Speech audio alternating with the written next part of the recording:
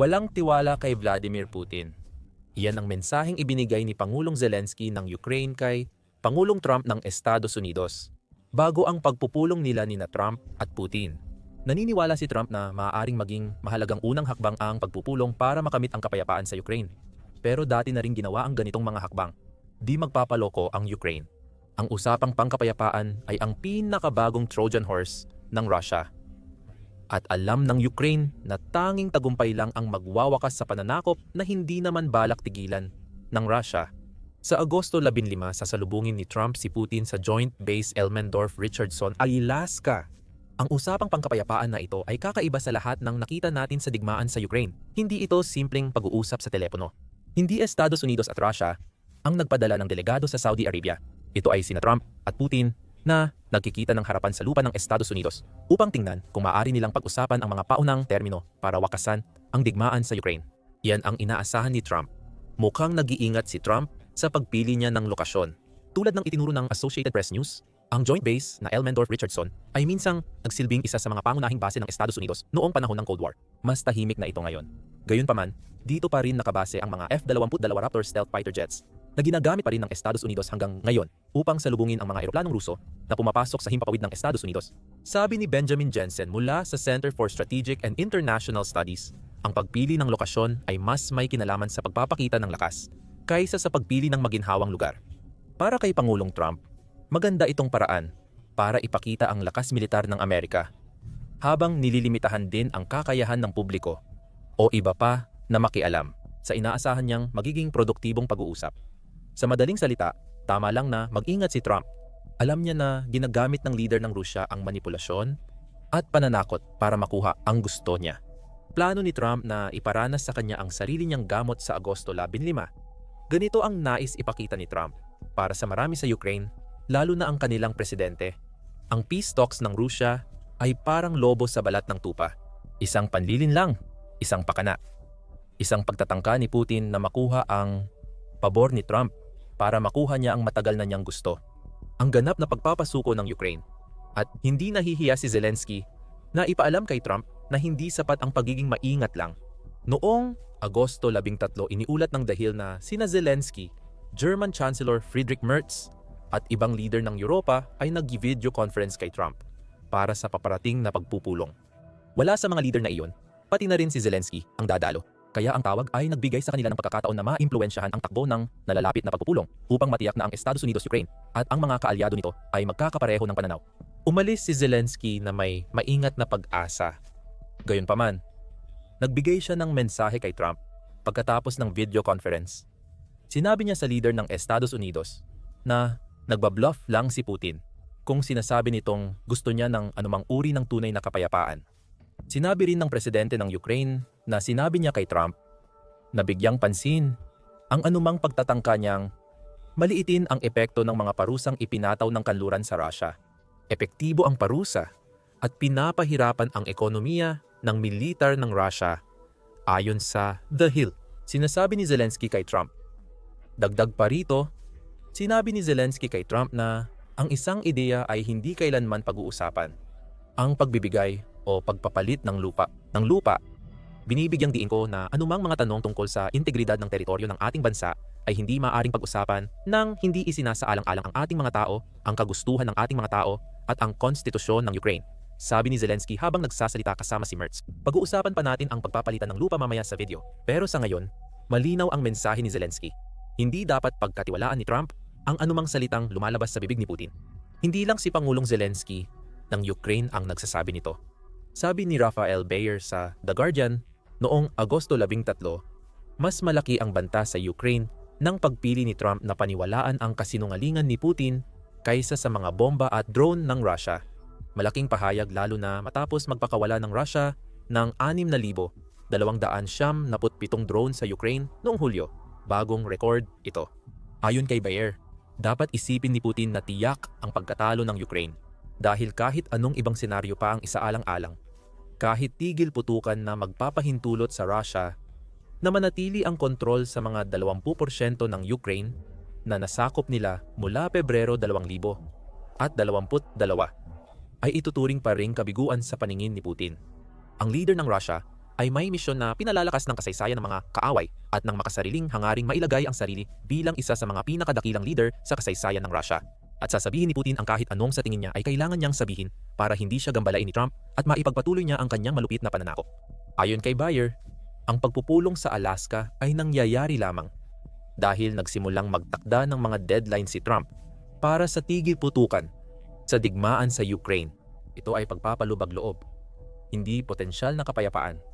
Sa matitinding salita, dagdag pa ni Bayer, gagamitin ni Putin ang pagkikita upang ipakita ang labanan sa mga termino na sumasang-ayon sa baluktot at historical na ignorante na pagbasa ni Trump sa kwento. Si Zelensky, isang tusong kriminal, ay niloloko si Joe Biden para ilaan ang yaman ng Estados Unidos sa isang baliw at talong pustahan. Malapit nang manalo sa digmaan. Sasabihin ni Putin na di magwawagi ang Ukraine. Pero kaya nitong lokohin ang mga kaalyado para mag-aksaya ng pera. Bagamat maaaring hindi ito patas kay Trump sa ilang aspeto, ito ay isang mahusay na paglalahad ng mga kasinungalingang gusto ni Zelensky na matukoy ng Pangulo ng Estados Unidos. Hindi nagsimula ang digmaan sa Ukraine dahil niloko ni Zelensky si dating Pangulong Joe Biden para magpadala ng pondo. Nagsimula ito dahil sinalakay ni Putin. Hindi itinatapon ang napakaraming yaman ng Estados Unidos, ginamit ito upang matiyak na hindi magiging mas malaking banta ang Russia kaysa sa kung ano na ito ngayon. May 80% pa ng Ukraine na hindi pa nasasakop, kaya malayo pang manalo sa digmaan. Mayroon ding issue tungkol sa paggalang ni Putin kay Trump na dapat isaalang-alang. Wala siyang respeto. Maaring iba ang sabihin ng leader ng Russia sa publiko. Nagdududa si Putin sa kakayahan o kagustuhan ng Estados Unidos President na tuparin ang mga deadline at banta ng parusa. Iyon ang naging dahilan kung bakit nagkaroon ng pagpupulong sa Alaska sa unang pagkakataon. Ayon iyan sa Reuters, na naglabas ng eksklusibong ulat noong Agosto 5 na nag-quote ng ilang hindi pinangalanang source mula Russia na may alam sa paraan ng Kremlin kay Trump. Isang source ang nagsabing, ang banta ni Trump ay masakit at di kanais-nais, pero di itinuturing na sakuna. Bakit? Ayon sa isa pang source na nakausap ng Reuters, ang nangingibabaw na opinyon sa Moscow ay wala nang masyadong magagawa pa sila laban sa atin. Kung ganoon ang isip ni Putin sa pulong sa Alaska, mawawala ang leverage ni Trump. Oo, ayaw ng leader ng Russia na mauwi sa gulo ang pulong, na magdudulot pa ng dagdag na mga parusa laban sa Russia. Alam niya na di magbabago ang pananakop niya kahit mangyari iyon. Ang kawalan ng respeto o takot sa mga kaparusahan ay lalo lang magtutulak kay Putin na mas pag-ibayuhin pa ang kanyang mga kasinungalingan para makuha ang gusto niya. At ang gusto niya ay hindi kailanman nagbago. Ang lubos na kontrol sa Ukraine pa rin ang layunin, gaya ng dati. Ipinunto iyon ni Mykola Bayeliskov sa isang artikulo noong Marso para sa Atlantic Council. Nang unang magsimulang umiwas si Putin sa mga posibleng kasunduan sa tigil putukan. Mula pa noong mga unang taon ng kanyang pamumuno, hindi niya itinago ang katotohanang itinuturing niyang trahedya, ang pagbagsak ng Union of Soviet Socialist Republics at isang kawalang katarungan, ang kaayusan pagkatapos ng Cold War. Ayon kay Bayelaskov, tungkol kay Putin. Mahalaga, ang Ukraine ay sumasagisag sa dalawang hinaing iyon. Matibay ang paniniwala ni Putin na hindi niya magagampanan ang kanyang makasaysayang misyon. Nabaligtarin ang naging resulta ng 1,991 at buhayin muli ang Imperyong Ruso kung hindi niya muna mapapawi ang kalayaan ng Ukraine. Lahat ng ipinakita ng leader ng Russia sa mundo mula nang mailathala ang mga salitang ito ay lalo lamang nagpapatibay sa puntong iyon. Bawat mungkahi ng tigil putukan ay iniiwasan. Mas malakas at mas laganap kaysa dati ang mga pag-atake mula sa himpapawid laban sa Ukraine. Tulad ng nabanggit namin kanina, maaaring magsalita pa rin si Putin tungkol sa kapayapaan. Maaaring paniwalaan pa nga niyang iyon ang gusto niya. Ang problema ay ang bersyon ni Putin ng kapayapaan ay nangangahulugan na hindi na umiiral ang Ukraine. Hindi natatapos ang digmaan sa tagumpay ng mananakop. Hindi ito tunay na kapayapaan, kundi ayon lang sa dikta ng nanakop. Kung makuha ng mananakop ang gusto niya, ayon sa pinuno ng mundo na kakausapin niya sa Agosto 15, syempre, hindi sasabihin ni Putin kay Trump na inaasahan niyang bawiin ng Estados Unidos ang lahat ng suporta para tuluyang sumuko ang Ukraine sa Russia. Masyadong direkta iyon. Alam ni Putin na aayawan ni Trump iyon base sa reaksyon ng mundo. Doon papasok ang Trojan Horse, isang bagay na nabanggit na natin kanina sa video, at matigas ang paninindigan doon ni Zelensky na hindi ito kailanman mangyayari. Isang palitan ng lupa. Ang nakakabahala para sa panig ng Ukraine ay mukhang hindi tutol si Trump sa ideya na magbigay ng lupa ang Ukraine sa Russia para mapabilis ang pagkakaroon ng kapayapaan. Tulad ng binanggit ng Independent noong Agosto, 12 dati ng pinuna ni Trump si Zelensky dahil sa pagtanggi nitong ibigay ang ilang bahagi ng sinakop na Ukraine sa Russia bilang bahagi ng kasunduan sa kapayapaan. Sa totoo lang, ang pagpuna ay nangyari noong panahong mas komplikado pa ang relasyon ni Trump at Zelensky kaysa ngayon. Ngunit ipinapakita nito na ang ideya ng pagpapalitan ng lupa sa anumang paraan ay isang bagay na kahit papaano ay pinag-isipan na ni Trump. Noong Agosto 11 sinabi ni Trump na iniisip pa rin niya ito. Sinabi ni Trump sa media na magkakaroon ng pagpapalitan ng lupa ayon sa Independent. Ang ganitong pagpapalitan ay magdudulot ng ilang hindi magagandang bagay para sa parehong Russia at Ukraine. Hindi malinaw kung ano ang ibig sabihin ni Trump sa hindi magagandang bagay. Ang ipinahihiwatig ay parang parehong panig ay kailangang magbigay ng lupa sa isa't isa bilang bahagi ng kasunduan sa pagpapalitan. Kung kasunduan ay base sa okupadong lupa, talo ang Ukraine. Sa ganitong kasunduan, opisyal na mawawala sa Ukraine ang Crimea, pati na rin ang malaking bahagi ng rehiyon ng Donbas, malalaking bahagi ng Timog Ukraine, at ang maliliit na lugar ng Sumy. Nakuha ng Russia ang teritoryo sa tag-init, samantalang maliit lang ang nakuha ng Ukraine sa Kursk. Pinagdedebatehan pa rin ang dami nito. Sabi ng British Broadcasting Corporation noong Hunyo, nasa Ukraine pa ang 35 square miles ng oblast na muling sinalakay noong Agosto 2024. Ganun pa rin ba? Masama pa ring ipalit ang 35 square miles sa 20% ng bansa mo. Gayunpaman, mukhang ito ay isang palitan na ikinokonsidera ni Trump. Isa rin itong bagay na tiyak na tatanggihan ng Ukraine dahil ito sa konstitusyon ng Ukraine. Sinabi ni Zelensky sa Independent noong Agosto 13 na walang gantimpala ang Russia mula sa Ukraine sa mga ginawa nito. Bagaman nakikita ng leader ng Ukraine ang pagpapalitan ng lupa bilang opsyon, hindi niya ito magawa. Itinakda ang mga hangganan ng Ukraine noong 1991 at isinabatas ito sa konstitusyon ng bansa. Si Zelensky, presidente ng Ukraine, walang kapangyarihang aprubahan ang alinmang pagbabago sa mga hangganan. Iyan ay hindi pa isinasaalang-alang ang matinding epekto na maaaring idulot ng hakbang na ito sa katayuan ni Zelensky bilang pinuno ng Ukraine. Matapos ang mahigit 3 taon ng pakikipaglaban para sa bawat piraso ng teritoryo, sinakop na ito ng Russia. Ang pagsuko ng Ukraine at pagpayag na angkinin ng Russia ang mga teritoryong hawak nito ay magdudulot ng katapusan kay Zelensky at sa Ukraine. Kaya tatanggihan nila ang pagpapalitan ng lupa. Gagamitin lang ng Russia ang lupang mauuwi sa kanila bilang tuntungan para sa susunod na pananakop sa natitirang bahagi ng Ukraine. Sinabi mismo ni Zelensky ayon sa ulat ng The Guardian, "Hindi namin iiwan ang Donbas. Hindi namin kayang gawin iyon," sabi ni Zelensky. Para sa mga Ruso, tuntungan ang Donbas para sa susunod na opensiba. May punto ang presidente ng Ukraine kahit hindi kinakatawan ng Donbas ang buong bansa. Ito marahil ang pinakamahalagang bahagi ng bansa sa estratehiya bukod sa Kiev. Malinaw ang dahilan. Base sa daan-daang libong sundalong nawala sa Russia simula nang sakupin ni Putin ang rehiyon. Ang Donbas ang kuta ng Ukraine, lalo na ang ilang bahagi nitong tinatawag na Fortress Belt. Ayon sa Institute for the Study of War, kabilang sa belt na ito ang 4 na pangunahing lungsod ng Ukraine at ilang maliliit na pamayanan na nakahanay mula hilaga hanggang timog sa kahabaan ng H-20 Konstantinivka-Sloviansk Highway. Umaabot ito ng humigit kumulang 31 milya. At ito ay isang matibay na linya ng depensa kung saan ginugol ng Ukraine ang 11 taon sa pagbuhos ng malaking pondo para maitayo ang mga infrastruktura. Ang belt ang pumipigil sa Russia na makuha ang Donbas at makapasok pa ng mas malalim sa Ukraine. Kung ang pagpapalitan ng lupa ay bahagi ng anumang kasunduan sa kapayapaan na bubuin ni Trump at Putin sa Agosto 15, siguradong gugustuhin ng Russia na makuha ang Fortress Belt. Kahit hindi mangyari iyon, magiging problema pa rin para sa Ukraine ang okupasyon ng malaking bahagi ng teritoryo sa likod ng belt. Parehong pagod na ang dalawang bansa na sangkot sa digmaan sa Ukraine. Yan ang malinaw na bunga ng mga taktika ng pag-ubos na ginamit ni Putin sa buong tinatawag niyang espesyal na operasyong militar. Kung makuha ng Rusya ang Donbas, mapapalakas nila ang buong rehiyon. Lalo na kung makuha rin nila ang mismong Fortress Belt. Mas mahihirapan ang Ukraine mabawi ang mga teritoryong sinakop ng Rusya kapag natapos ang mga fortification.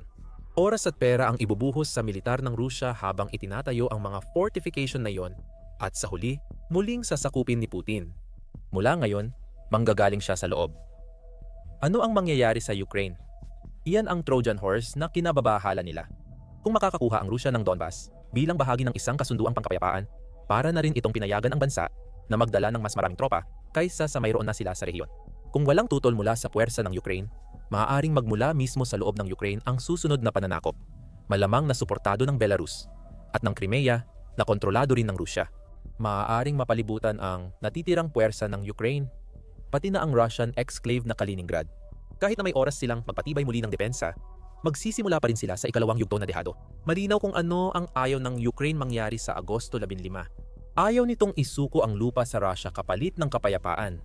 At ayaw din malinlang ni Donald Trump sa kasinungalingang sasabihin ni Putin.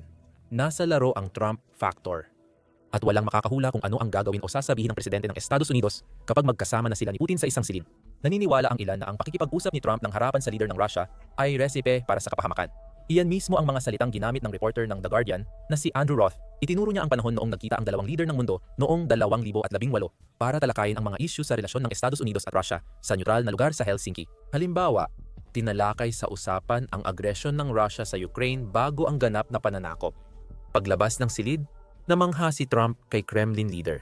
Nang tanungin sa isang press conference tungkol sa mga naging konklusyon ng Estados Unidos intelligence community na nakialam ang Russia sa eleksyon, sinabi ni Trump na ayon kay Pangulong Putin, hindi Russia ang may gawa. Wala akong nakikitang rason na mangyari iyon, sabi ni Roth. Pinakamasama ang maulit ang 2018 kung mahusay magpaikot ng salita si Putin. Naniniwala ang ilan na mabibighani agad si Trump sa kanya. Mas optimistiko naman ang iba. Kabilang dito ang ilang mga leader ng Europa. Ang mga leader ay nag-video conference kasama sina Trump at Zelensky para talakayin ang pagpupulong noong Agosto 15. Ayon sa British Broadcasting Corporation, sinabi ni Pangulong Emmanuel Macron na ang conference call ay tumulong sa Europa na magkaisa sa paglilinaw ng mga hangarin ni Trump at pagpapahayag ng aming inaasahan sa pagpupulong. Mukhang natuwa rin si Trump tungkol sa conference call ayon sa Kyiv Post. Sinabi ng Pangulo ng Estados Unidos na binigyan niya ito ng rating na 10, marahil mula sa 10, habang tinawag niya itong magiliw at napakaganda. Ang ganitong mga salita ay magbibigay ng pag-asa kay Zelensky na kakampi pa rin ni Trump ang Ukraine at ipaglalaban niya ang Ukraine sa ika-15 ng Agosto. Mas lalo pang nagbigay ng pag-asa si Trump mismo. Ayon sa Kiev Post, sinabi ni Trump na anumang magiging pag-uusap niya kay Putin sa hinaharap ay nakadepende sa pagsang-ayon ng leader ng Russia sa isang tigil-putukan sa digmaan sa Ukraine. Paano kung hindi iyon mangyari? Natanong si Trump tungkol dito. At ang kanyang sagot ay nagpapahiwatig na papanig siya sa Ukraine. Ayokong sabihin, pero malala ang mga posibleng resulta. Bagamat pinag-uusapan pa kung ano-no ang mga ito, ang mga sekundaryang parusa at taripa na ipinagbanta ni Trump sa Russia para dalhin si Putin sa Alaska. Sa simula pa lang ay mukhang siguradong hakbang. Hindi direktang paparusahan o papatawan ng taripa ng Estados Unidos ang Russia. Sa halip, sisikapin nitong saktan ang ekonomiya ng Russia sa pamamagitan ng pagpaparusa sa mga bansang bumibili ng mga produktong Ruso tulad ng gas at langis gamit ang mga taripa. Isang hindi direktang parusa, marahil. Pero kung sapat ito, para kumbinsihin ang isang malaking mamimili ng mga produktong ito, tulad ng China o India, na magpalit ng supplier, malulugi ng bilyon-bilyong dolyar ang Russia na ginagamit ni Putin sa digmaan. Malamang na magdadala rin si Trump ng ilang kaalaman tungkol sa mga nais ng Ukraine mula sa isang kasunduang pangkapayapaan sa kanyang pakikipagkita kay Putin. Noong Agosto 13, iniulat ng Cable News Network ang 5 prinsipyo na inilatag ni Zelensky para sa anumang negosasyon na lalampas sa nalalapit na pagpupulong ni Trump kay Putin. Una, kailangang kasali ang Ukraine sa anumang pag-uusap na may kinalaman sa Ukraine. Pangalawa, ang ganitong mga pag-uusap ay kailangang trilateral at isinasagawa sa ilalim ng kondisyon ng tigil putukan. Sunod, kailangang makatanggap ang Ukraine ng tunay na mapagkakatiwalaang mga garantiya sa seguridad mula sa mga kasosyo nito sa kanluran at mula mismo sa Russia. Ang ika-4 na kondisyon ay hindi maaaring magkaroon ng karapatang magveto ang Russia sa anumang pagsubok ng Ukraine na maging miyembro ng NATO o ng European Union. At sa huli, kailangang paigtingin ang mga parusa kung walang magiging kasunduan na magkaroon ng tigil putukan sa ika-15 ng Agosto. Malamang alam ni Trump ang tungkol sa mga prinsipyong ito Maaari nating ipagpalagay na ibinahagi ito ni Zelensky sa video conference call. Maingat na optimismo ng leader ng Europa. Mukhang tinanggap ni Trump. Gayunpaman, marami pa ring nakasalalay sa isang harapang pagpupulong kung saan hindi makakadalo si Zelensky. Siya, ang Ukraine at ang Europa ay hindi malalaman kung ano ang pinag-usapan sa likod ng mga saradong pinto hanggang matapos ang pagpupulong na iyon at magsimulang lumabas ang mga ulat. Umaasa ang lahat na makikita ni Trump ang pakunwaring kapayapaan ni Putin habang pinalalakas ang digmaan at hindi nagbibigay ng konsesyon na hindi rin ibibigay ng Ukraine. Sasabihin ni Putin na malapit na at tiyak ang tagumpay ng Russia, pero hindi ito totoo. Dahan-dahang nawawala sa kontrol ng Russia ang Crimea at ang pinakabagong elite na pagsalakay ng Ukraine sa gabi na malalim sa loob ng peninsula ay lalo lamang nagpalala ng sitwasyon para kay Putin. Alamin pa ang tungkol sa pagsalakay na iyon sa aming video. At huwag kalimutang mag-subscribe sa The Military Show para sa mas napapanahong balita tungkol sa mga pinakabagong kaganapan sa digmaan sa Ukraine. Salamat ulit sa panonood.